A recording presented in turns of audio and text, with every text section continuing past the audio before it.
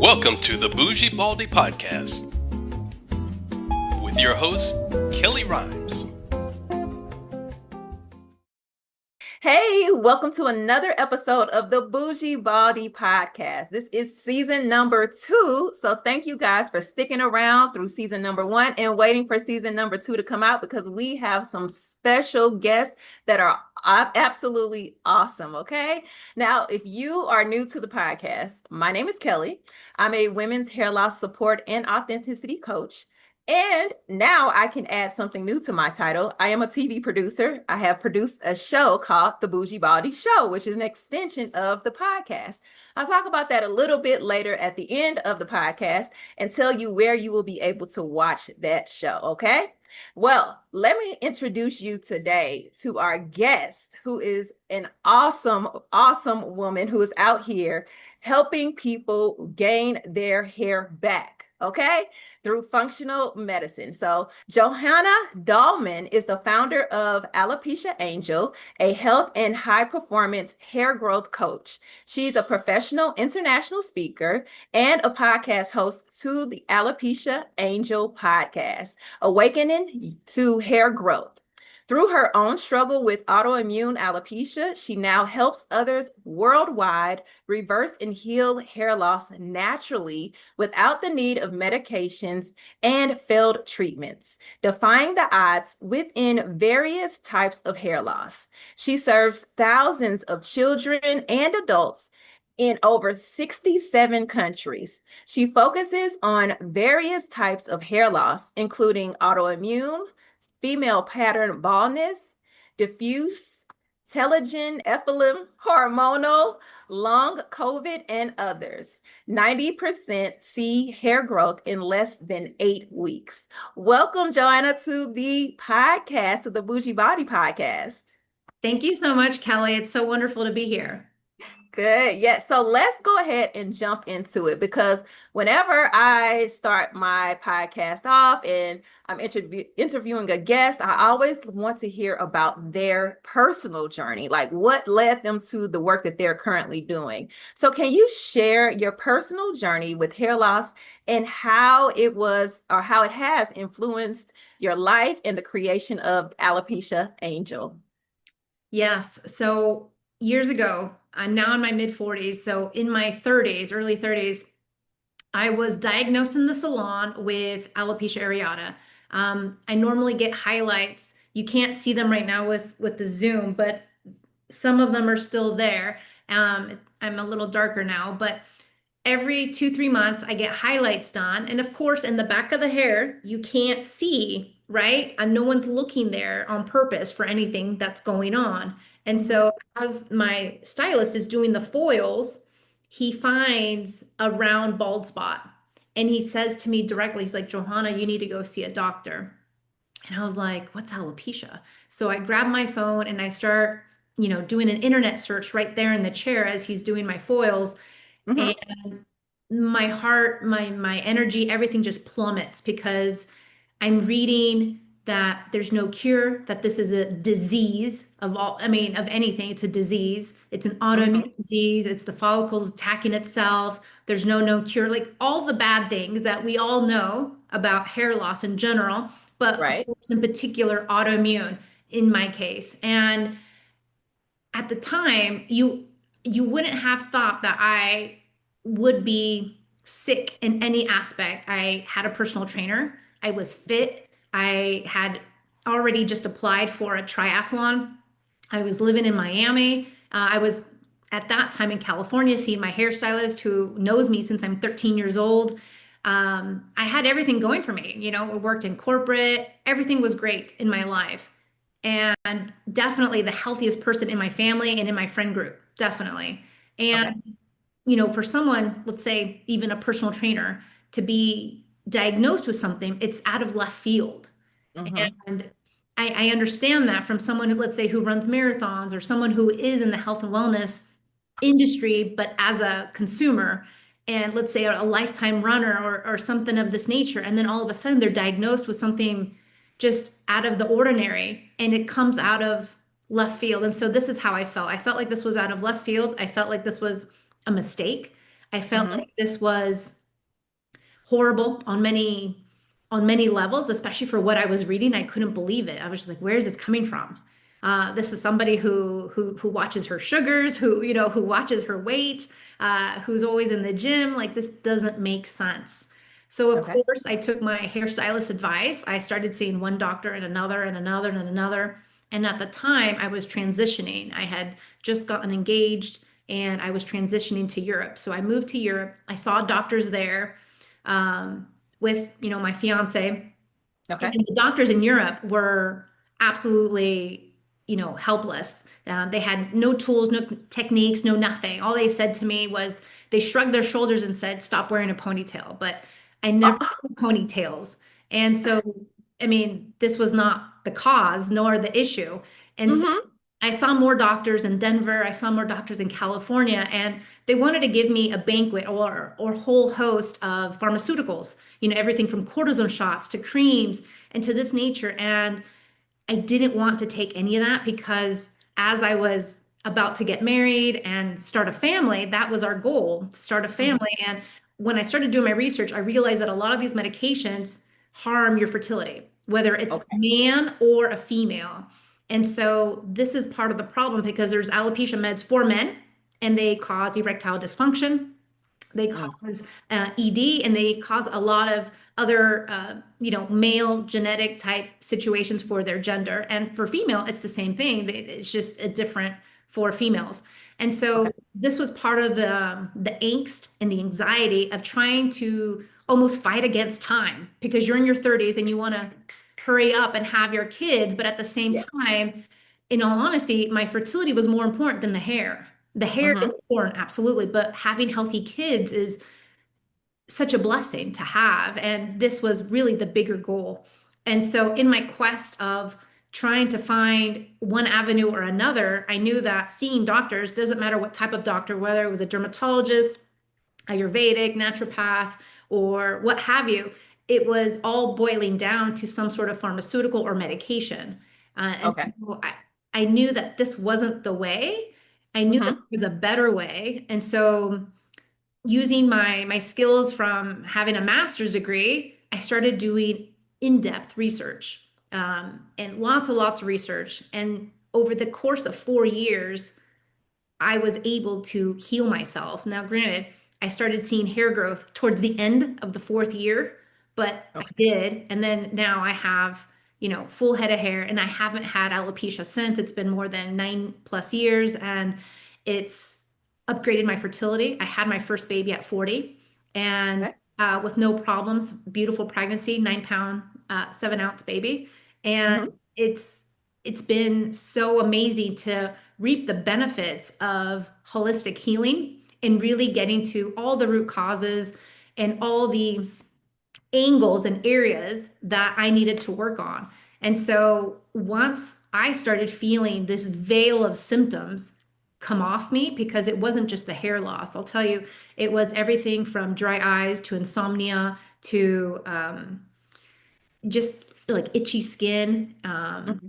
to fatigue, to depression, to anxiety, a lot of things that I've never experienced. This is Okay. somebody, in all honesty, who's never been on medications, never had been on birth control, never had done anything. The most I had ever taken was Advil. And, there's certain times, let's say when I took out my wisdom teeth, where, yes, okay, you take a little medication for that because it's Right. excruciating pain. But outside of this, there was nothing. I wasn't the type to call in sick. I wasn't the type to stay home. I wasn't that sickly kid. I was always at school, always fine, never called in sick from work. And so, tried up putting the pieces together really took a matter of months and years. And then on top of it, it's not just uncovering the blind spots, but it's working through all of them, right? It's Mm-hmm. it's almost like the math equation. It's not just getting the answer, but you have to work through it so that everything aligns just right. And so this is what it took from me, and it took a lot of tenacity and consistency and patience to get through it all. And then when I started feeling that those symptoms came off, and they came off again towards that fourth year, I knew I Mm-hmm. was onto something. And I was like, people need to know. It shouldn't be this big of a struggle. for healing. It shouldn't be this big of angst of just curling up in the bathroom crying. It shouldn't be this episodes of emotions and roller coaster of emotions. It shouldn't be this difficult. And Mm-hmm. on top of it, I shouldn't have wasted my time with all these doctors giving me a bunch of meds, which are only going to hinder and harm my fertility, my hair, my health in other areas. And then, of course, not even give me results, not even Right. guarantee my hair back because it could backfire. It could not work. Like there's so many different, paths. Even if you were to take something like minoxidil, it can not work. It can backfire. It can create a side effect. Like there's just so many things. And so I'm results oriented and driven. And I knew that if I was suffering, and this shouldn't have been prolonged for 4 years, it should have been a lot Right. less. And Yeah. so I went Go on to ahead. create an ebook. I went on to create a course. I went on to help others who were suffering in the same position as I was. And I wanted to condense the time for healing and for that possibility. And hence, Alopecia Angel was born. And Alopecia Angel now has been helping children, men, women in 67 countries for over 8 years now. And it's all holistic, no medications, it's all natural. There's no side effects. It's only you come in where you come in and you are guaranteed to be up leveled. Like you're only going to move on forward in your health, mentally, emotionally, physically, of course, with the hair, with the health, because it's all connected. Mm-hmm. This Mm-hmm. has been my mission that people who want to heal have this option to do so naturally and holistically. And then of course they reap the benefits of that. It not only helps them heal and get their hair back, but it also alleviates any and other second or third autoimmune disease, any other health concern they may be going through, any Yes. fertility or infertility issues, any other health goals, because more than likely we all have more than just one hair goal. It may, or more than just one health goal. It may be hair loss or hair growth at this moment, but it's Mm-hmm. probably in accordance with other things, right? Maybe we want to get through menopause, easy breezy. Maybe we want to have that second, third, fourth kid. Maybe we want, XYZ. And so it just all depends who you're working with, but there's always more to the story than just hair loss. Yes, yes. So there's a few things I want to kind of circle back to that you mentioned that I've heard so many times. So the first one is that you went to so many doctors, even in Europe and the United States, and did not get the results, any results that you were looking for. And I've heard women say the same thing so many times. Like that is a consistent story when you're talking to a woman with hair loss. They had to go to so many different doctors, try so many different treatment plans, and nothing worked. And they get to the point to where they become frustrated, angry. They're spending money, time, energy. They're getting their hopes up that something's going to work because, of course, they want their hair and it's not working. So they're disappointed. So it's like a lot of emotions that comes with that. And I'm glad you said it as well, because it's like I keep hearing this over and over again. So I want to make sure that the audience out there, if you are new or you're just kind of just now experiencing hair loss, or you're even going through that process where you're taking these medications, I want you to make sure you listen, because the medications have side effects. They can do different things to you. They may work, they may not work. So I know going the holistic route is always the best route. I've also met women with hair loss who prefer the holistic route. They're trying things out themselves that are, just holistic, that's working for them.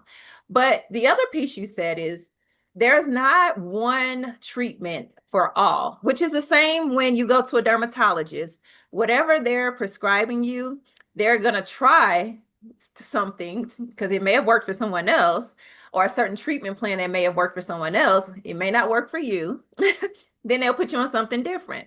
So let's go into the work you do in your program. I mean, you've talked about Alopecia Angel, but you have a program called Hair and Heal. Okay. So I want you to elaborate on that, because this program, as you kind of alluded to, it kind of caters to an individual's need. It's not a blanket program. So go ahead and tell the audience about Hair and Heal, the Hair and Heal program. So the Hair and Heal program is what I wish I would have had or found when I was going through alopecia. And so I created it out of my own frustration, out of my own challenges. However, I've also encompassed other areas that are correlated to hair loss that may not affect me, may not affect you, or maybe even some of your listeners. However, they are connected. So it's just like, let's say, when you go to school and you learn about US history, you're Mhm. only going to be tested on maybe two parts of US history, let's say all the presidents. But there's a bunch of other stuff in US history that would be nice to know or needed to know. And so Mhm. this is kind of the gamut of what I show you. I show you everything that's connected and correlated to hair loss, whether or not it affects you. So, A, you have all the answers to the test right in front of you, first and foremost. Second, we offer functional medicine testing, which is huge. So, for example, earlier in my introduction, you mentioned 90% of people see hair growth in less than 8 weeks. This is true. But what happens to the other 10%?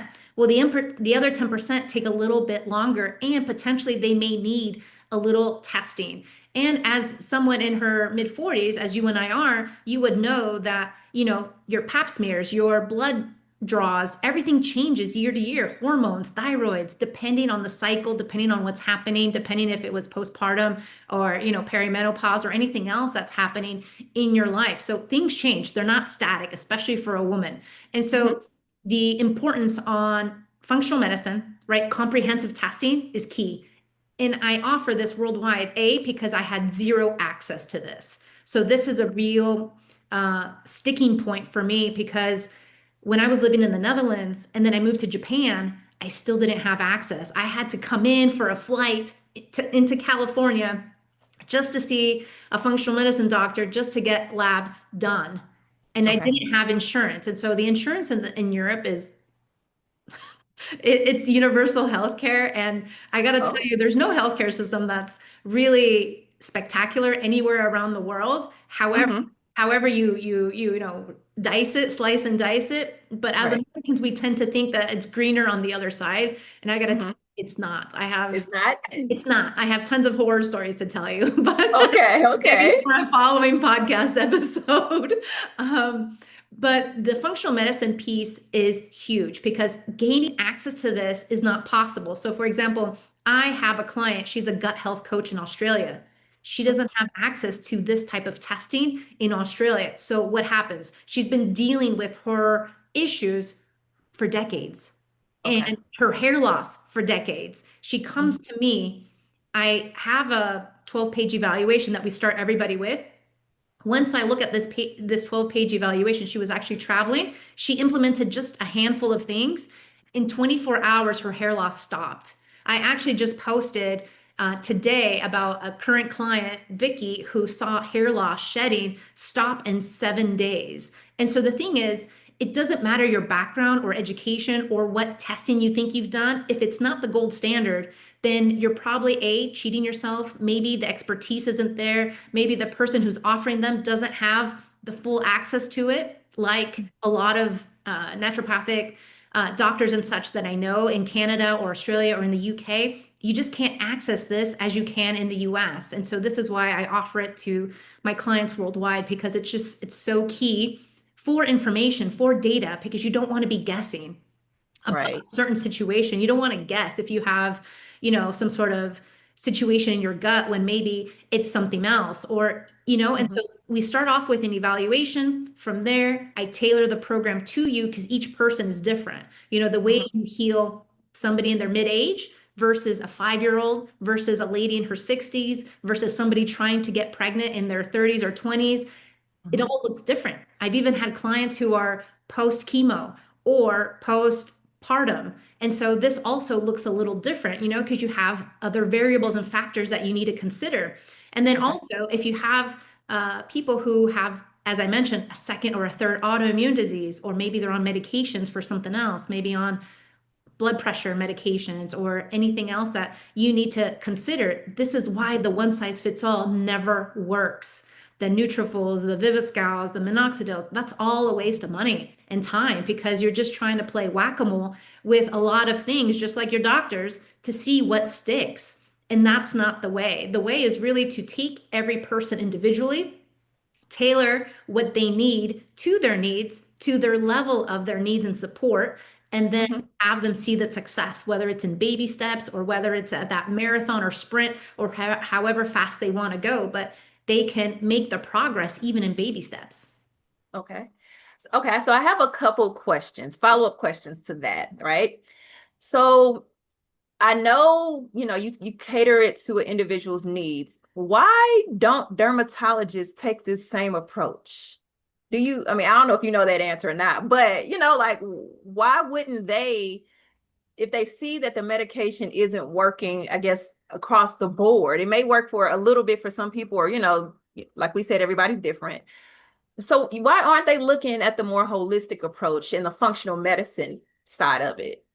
So there's a couple of reasons why. First, when it comes to healthcare, healthcare is a business, and healthcare as a business only makes money with surgeries and medications, right? This is why, Ozempic is so expensive. This is why a lot of drugs that people need with chronic diseases are very expensive, especially on a monthly basis. When you look at it, JAK inhibitors, I've seen people spend $2, $3, $4, $5, $9,000 a month out of pocket just to obtain the JAK inhibitors because of their insurance, because of some cover, some don't cover, coverage ends. Health insurance decides when and if they cover it, when they want to stop it, and then you're just notified, and then you're stuck with a bill. Right. This is where things get tricky because it's a business that runs on, profits, right? And so they profit as long as they keep you sick.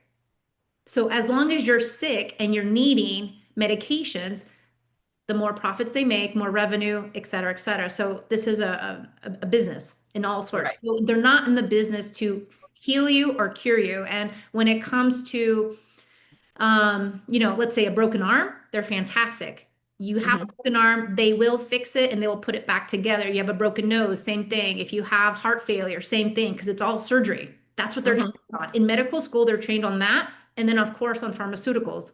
They're not trained on nutrition. If anything, they get less than 4 hours of nutrition education. And the thing is, I've even had nutritionists come to me with their hair loss. So sometimes it's not even about the education of being a nutritionist.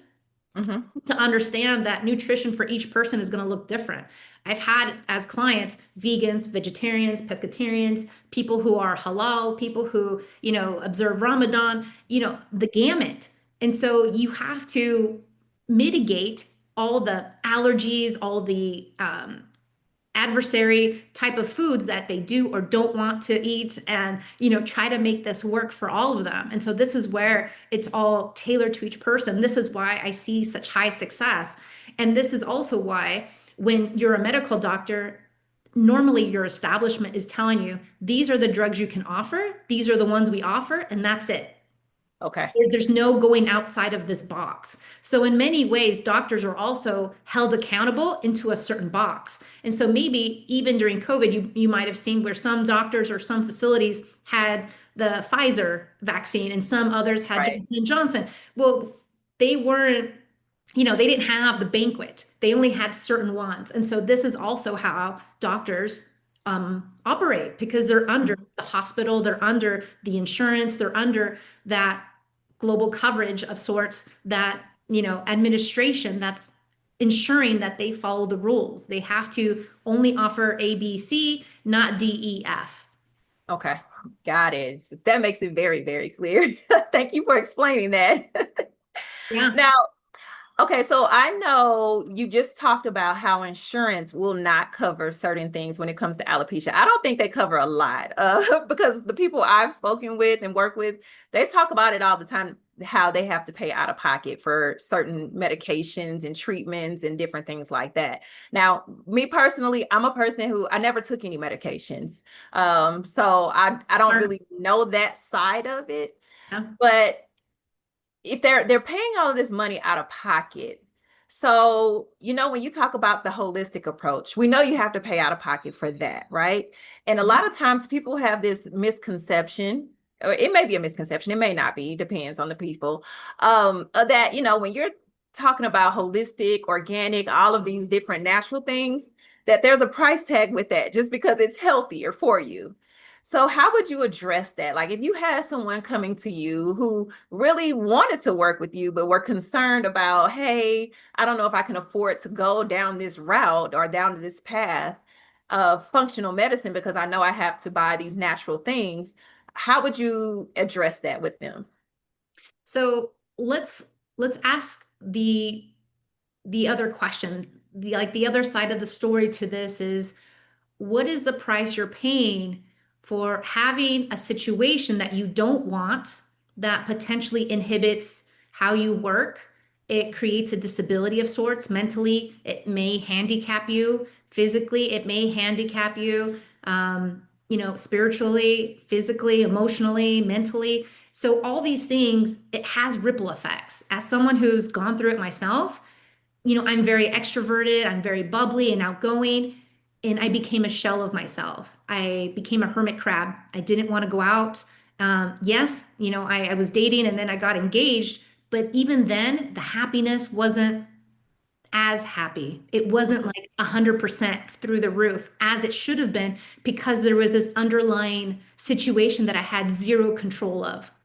That was my thought at the time. Zero control. Okay. Now I know I have all the control, but Mm-hmm. at the time, it was uncertain. I didn't know what was going to happen or how my future would look like. It was a big question mark. And so when I talk to clients, they're in sometimes in very similar situations. I have executives that I've worked with where they can't go around with their beard with bald spots, or here with bald spots looking like a cheetah, because they have an executive position. They can't wear a baseball cap. They're not, working remote. They're working in an office dealing with clients, having a sales position type thing, or maybe a manager, VP position, and you need to look professional. And for men, okay, sure, maybe you're able to shave the beard, but then from having hair to shaving your head all of a sudden is also a drastic approach in corporate. And so you have that. I've also had preschool and kindergarten teachers who they tell me that their students are making fun of them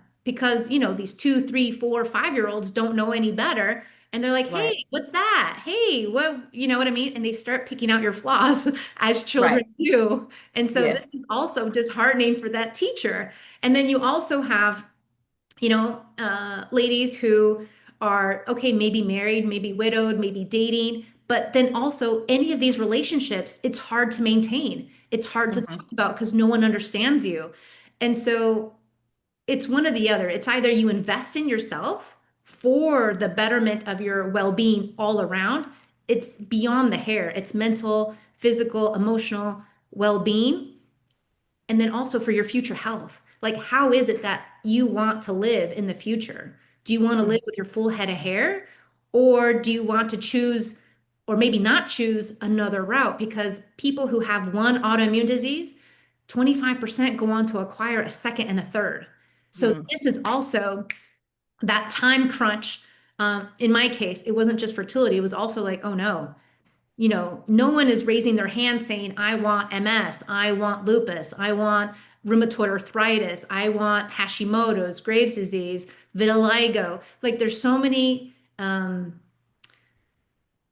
diseases that like to buddy up together. And this is the concerning aspect of it because I've seen 6 year olds with three autoimmune diseases. I've seen 50 Oh. year old ladies with three autoimmune diseases. And Mm-hmm. it's not until they lose their hair where now, we're doing something about it and we're really, pushing the pedal faster to get results quicker because you can hide Hashimoto's. No one has to see or know that you have a thyroid issue because they can't see it. No one has Mm-hmm. to know that you have arthritis because it's just you maybe, aching ever so slightly in your back, in your arms, or what have you. No one has to know that you need surgery somewhere. So it's a lot of symptoms that a lot of times you don't have to share or showcase, but then when it comes to alopecia, it's obvious.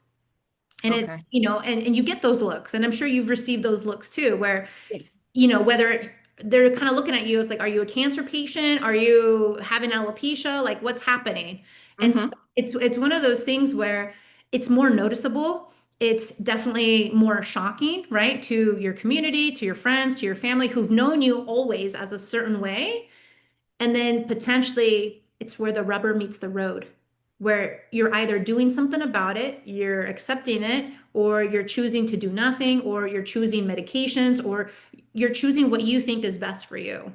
But, Mm-hmm. and this is why I like to educate. So, for example, on my website, I have a free PDF of all medications that cause hair loss directly as a side effect, everything Okay. from birth control to SSRIs to so much.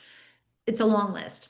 And then I Okay. have also all the side effects of alopecia meds and what that looks like too. Because the Mm-hmm. thing is, we're indoctrinated, probably as a small children, to just believe and take what the doctor says as gospel. And we don't Right. question. I'm Right. the opposite. I've always questioned. I've always had too many questions. I was always that annoying child where, teachers didn't like the questioning kid because I had Uh-huh. a lot of questions. And then so in my search for healing, I asked a lot of questions and I would see the faces of the doctors, and they were just kind of like, you could see in the body language, they had no answers for me. They, Mm. so when I pressed them for more answers, it was kind of like, I don't know, we don't have an answer. Like, it was this type of thing where there was no more to give, no results to show, no guarantees, no nothing. And so even when you're starting to ask, let's say your doctor about side effects, they're not going to spend the time with you talking about it. That's up to the consumer, right? Or the patient Right. or the client to do their due diligence. And Mm-hmm. what many people do not do their due diligence. And I think that's what hurts us in the end. We get desperate trying to find a solution. We think medications is the route. We start trying a bunch, and then we end up in a worse situation. In my research in the beginning, I was seeing that there was an article on this 20-year-old that she had to have a hip replacement because her alopecia meds had caused like her hips to go out or some sort of Wow. calcium loss, and she was only 22. And then, Oh. right? And so then I also saw more and more articles of young people also Mm-hmm. trying to find cures and solutions to their alopecia situation. And it was only hurting their kidneys, it was hurting their liver. And even actually, Women's Health magazine came out saying that Nutrafol had caused liver damage to a 26-year-old. And so Wow. it's these things that we don't know until decades later of Mm-hmm. how a medication, especially a new one, is going to affect us. So, for example, we all are pretty aware of how breast implants cause autoimmune diseases, cause a bunch of things and side effects. But I'm 44, 45-ish. When I was 18, this was very popular in California. So Mm-hmm. over 20 years ago. And only now are we hearing about it. So it takes about 20 years to get the full picture of what side effects look like. And Okay. many people don't know, but JAK inhibitors are type 1 carcinogens, meaning they cause cancer.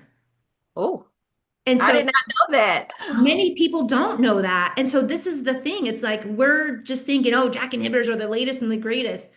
No, there's actually a dark side to everything. And this is why we have to understand every side of the coin when it comes to medications, especially. So the natural and holistic route, it may, of course, cost you. And yes, it's out of pocket, but it's so worth it because you're not only going to get your hair back, but you're going to understand why this even happened in the beginning. And then Mm-hmm. you're going to understand how to avoid it, not just now, but for the rest of your life. So, for example, yes, I had the autoimmune alopecia. Yes, it was moving into totalis. However, ever since healing it, I've never had alopecia come back. That's even after a pregnancy at 40. That's even after COVID. That's even after stressful times. I moved to 3 different countries in less than a year and a half. I mean, so you name it, like I've been through the ringer of stress and ups and downs, and still alopecia is there. It's dormant. It's in remission, as many people like to say. And this is where we want it. Just like cancer, Yes. we want everything dormant in remission because I actively choose to maintain and upgrade my health. And this is once you know, and you can't go back to your old ways. And so Mm-hmm. once you have all those answers, all those questions and results right there at your fingertips, you have nothing more than just to follow directions and move forward. Yes. Now, that's interesting what you said about the JAK inhibitors. And this is why I was so shocked because I was at the Scarring Alopecia conference Yep. this year. It was earlier this year. And that was a hot topic. That was one of the topics that many of the doctors were talking about, or, it was a whole presentation about it. And I've talked to women who have tried it or they're doing it now and all of those things. So to find out that it causes cancer, I'm like, oh my goodness. So you start off with one thing and you're ending up with something totally different that is way worse and life-threatening. Yeah. That's why I'm like, oh goodness. Okay. So I need to talk to people about this. Well, if you start to think about it and you start to see parallel patterns, you'll even see this in the weight loss drugs. Back in the 80s and 90s, it was fen-phen that was all the rage. Fen-phen caused a lot of deaths, so they took it off the market. And a Okay. lot of times that's what it takes in medicine. In medicine, it's trial and error. People don't realize that. And it should take, whether it's a vaccine or other, years of trial and error, years of trying to see what this really looks like and how this really affects people in order Mm-hmm. to finally be approved and bring it to market. But if you start to really dig deep into the research, you'll see that Europe, even when it came to COVID, they were Mm-hmm. very slow to bring things into market, whether it was the COVID vaccine or not. Okay. Europe, I was living there during the time, and COVID had a very like neutral stance. It was like a wait and see. Let's wait and see what the Americans do first. How Mm. many Americans die, how many Americans are affected, how many Americans da da da da da before we implement anything. It was a wait Okay. and see situation in Europe, which is a very cautionary approach. And yet Mm-hmm. you see that they tend to be healthier than us in Yeah. general, right? And so Mm-hmm. we're number one for chronic disease. We're number one for diabetes. We're number one for autoimmune diseases. Granted, we also have a bigger population, but at the same time, we're also quick to throw things out to market. Yeah. Then we're like, oh, any side effects, any ramifications, we'll figure it out once we cross that bridge, right? That's the mentality that a lot of people think. And so this is the situation because even with GLP-1s for weight loss, as they're so popular, cause hair Mm-hmm. loss, but they also Mm. cause other things too. And so people won't really understand the full breadth of what this looks like until a good 5, 10 years from now. Okay. Now, before we actually started the podcast, we were having a conversation and I was telling you about myself and how I have scarring alopecia. Yep.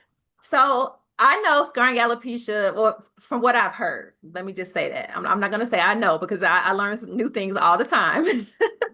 But from what I've been told and understand, like once you reach a certain level of scarring alopecia, then there's nothing you can really do. And that's kind of why I've taken my stance of, okay, there's nothing I can do because I have such a large portion of my scalp that is scarred. I was just like, forget it. I'm just cutting my hair off. But with your approach, I know you work with women with scarring alopecia, and I know a lot of people in my audience have scarring alopecia as well. And there are different forms of scarring alopecia. So just in case anyone out there doesn't know that, there are different forms of it. But how do you help women with scarring alopecia? Because I know that's a different beast. It is. It is a different beast, but the latest research, as I mentioned to you earlier, is that it's showing more likeness as autoimmune. And so there's a lot of more understanding now than before. And I think before the doctor would say, oh, you have scarring alopecia. Sorry, go home. There's nothing you can do. That's probably what Mhm. you told. And that's exactly what I was told. Exactly. So from my clients who have scarring alopecia, they tend to be fighters. They don't give up. They've seen 1, 2, 3, 4, 5 different doctors, and each doctor has given them either different diagnoses or different tidbits of information Mhm. around their diagnosis. And so to me, having scarring alopecia is not a death sentence. It's something where we should look at it as in a curiosity type format, meaning let's see if if upgrading our biology can reverse some of the situations. Because actually, I'm recording a podcast this week about metabolic health, because a lot of times hair loss, hair growth is also in conjunction with metabolic health. This is also what we focus on: metabolic health, diabetes, pre-diabetes, cellular optimization, and all these other things. 1 in 5 people don't even realize they're pre-diabetic, and yet they are. And that's in the US. And so these are things that there's a lot of hidden factors and a lot of things that can be leading to our hair loss, and we have no clue about it. And so I look at the person as a person and I start dissecting them and seeing where we can make changes, where we can tweak, where we can upgrade. Stay tuned for part 2 of the Bougie Baldy podcast with guest Johanna Dahlman. Thank you for listening and watching the Bougie Baldy podcast. I appreciate you as an audience member. Now, make sure you go and check out the Bougie Baldy TV show. You can watch it from any device, any smart device. All you have to do is go to ZandraTV.com and you will be able to pull up my show. It is under the lifestyle section on the menu if you don't see it on the front page. So make sure you go check it out. And if you did not get it, it's ZandraTV.com. Go ahead and click on the link in my show notes if you want to make it easier for yourself, and it'll take you directly there. I will speak to you on the next episode of the Bougie Baldy podcast. Bye. Thank you for watching the Bougie Baldy podcast. Don't forget to subscribe